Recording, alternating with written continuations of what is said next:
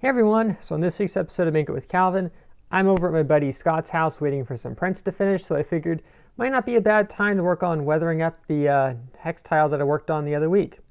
Let's dive into it.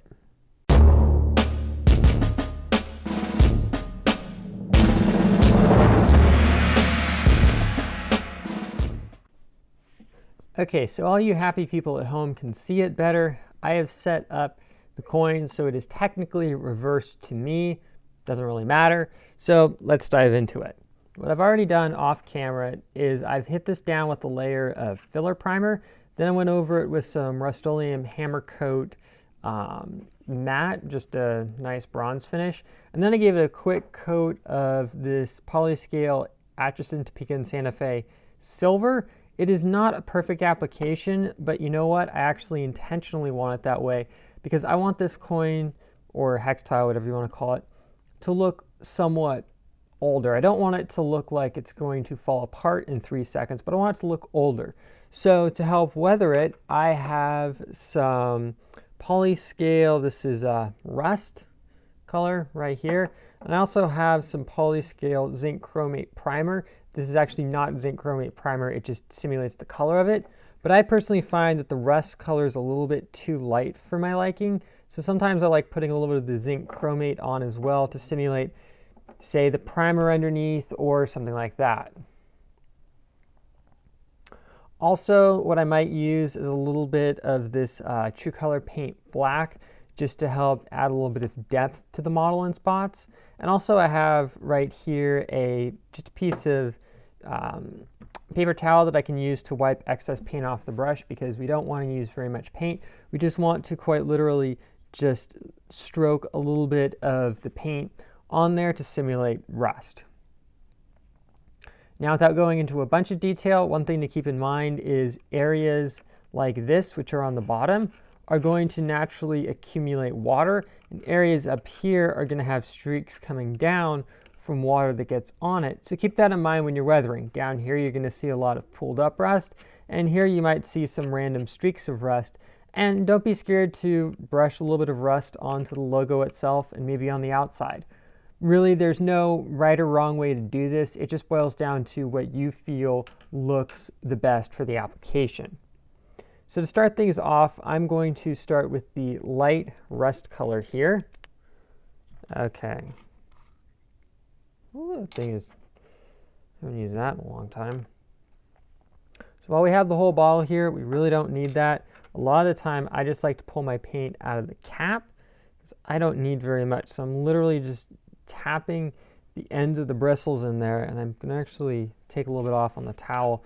You want to do a technique called dry brushing where you're literally using the most minimal amount of paint possible to just highlight it. And you want to start off with a little bit, and you can see it a little bit in real life, but you can't see much. And that's kind of the goal I'm going for, is starting out, I want to have a little bit of rust on here, and then I want to build it up, but I don't want it to be so much at the beginning that I can't stop and go, I like that, and I want to keep it, you know, only slightly rusted, not looking like it sat out for a long time.